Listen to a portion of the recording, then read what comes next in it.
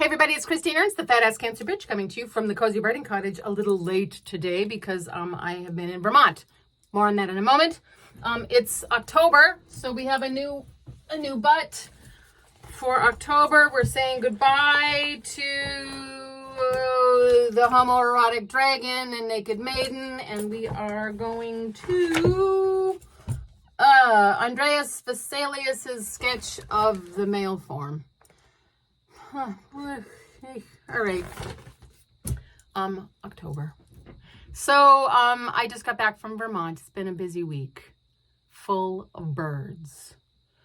On Thursday, I went back to my hometown of Westwood for a wake for my best friend, one of my best friends from high school, for her mom's wake. Diana, a woman I remember so vividly from my childhood, how she always reminded me of a hummingbird, with her fast speech and peppering questions and bustling movement and sheer speed. It was a sad occasion, but it was also wonderful to see Gail and Richard and Renee and Ralph from high school. None of us have changed. It's amazing.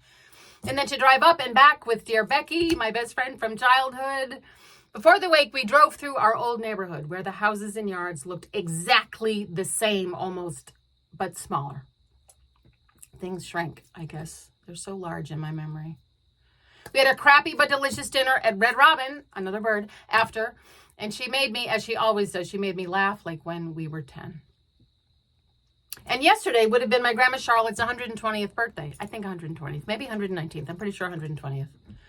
How in the world did she raise 7 children in a 3-bedroom home high on a hill with 1 bathroom and no clothes dryer?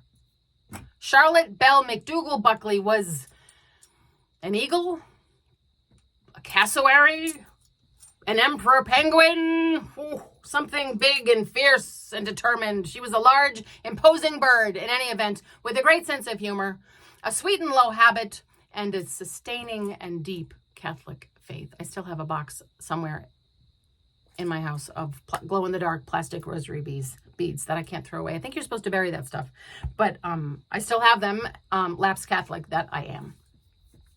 And yesterday and today, I was in Vermont with a friend to inter her late mother's ashes beneath a beautiful tree on 104 acres that used to be a Christmas tree farm. Sarah died 3 weeks ago, and it was her wish to be planted there. Now, when the farm was in operation back in the day, you could cut down your own Christmas tree on 104 acres in beautiful Vermont, like it's a Norman Rockwell painting. Or you could even buy a Christmas tree from a seedling that they would raise and trim for you and send you pictures as it grew and grew until it was the perfect Christmas tree for you. And then they would cut it down and send it to you. Now, Sarah, my friend's mom, Sarah wrote to them in 2008 and said that she wanted to buy a seedling. And would they raise it and trim it, but never cut it down, so that when she died, her ashes could be buried beneath it. She offered to pay up front for 15 years, as she did not expect to live longer than that. She did by 2 years. The couple we met yesterday told us the story, how it was an unusual request for sure. So they prayed on it. And they wrote back to Sarah that, yes, that could be arranged. Sarah sent them a check for $225 for 15 years. And the deal was sealed.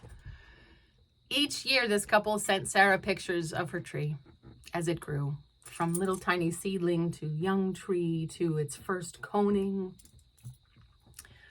They stopped selling Christmas trees a few years back, but honored their agreement with Sarah nonetheless. I only met Sarah a few times, a sharp, funny, frail, keen-eyed sparrow of a woman with a biting sense of humor and a deep intelligence. She suffered no fools and was mad that her life as an independent, shrewd businesswoman was reduced by age and illness. She loved her daughter, she loved birds, and she loved trees. She never once visited Vermont in her lifetime. We were puzzled at her choice, but brought her ashes up yesterday. It is hard to describe yesterday afternoon as anything less than magical, mystical, holy, sacred. The couple had dug a hole. The couple, now in their 70s, had dug a hole beneath a magnificent, now 30-foot tall pine tree. And they placed an arrangement of wildflowers and milkweed pods in a basket next to it. All flowers from their gardens. We read poems and played some music. It was perhaps the most beautiful weather day, afternoon moment in the entire history of Vermont. Something out of a movie, a miracle. I guess you had to be there. The pine-scented air, the bees, milkweed floss floating on the breeze, slanting sunlight through the branches, the birds, that couple.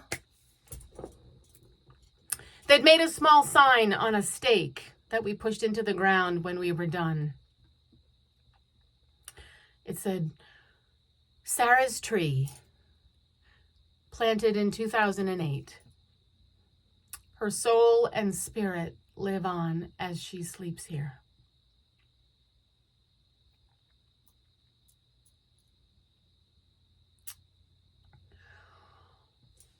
And then I got home tonight.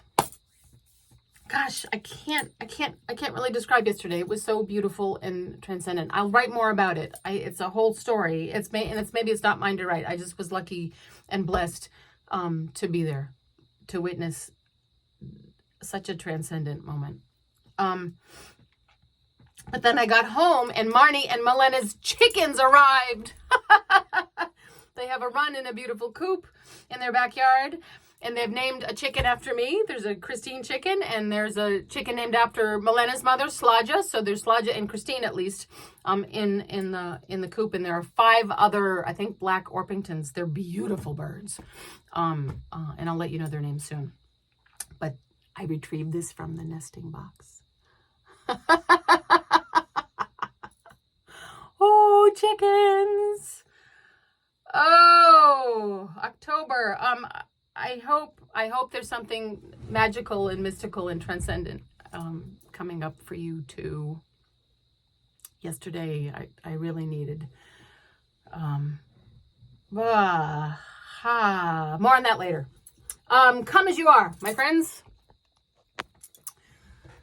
You are beloved. Oh my goodness. Sarah, you were beloved. Charlotte, you were beloved. Diana, you were beloved. Beautiful folk, you're beloved. Find delight today. Get out there and find some delight. Go sit under a tree. I'll see you next week. Bye.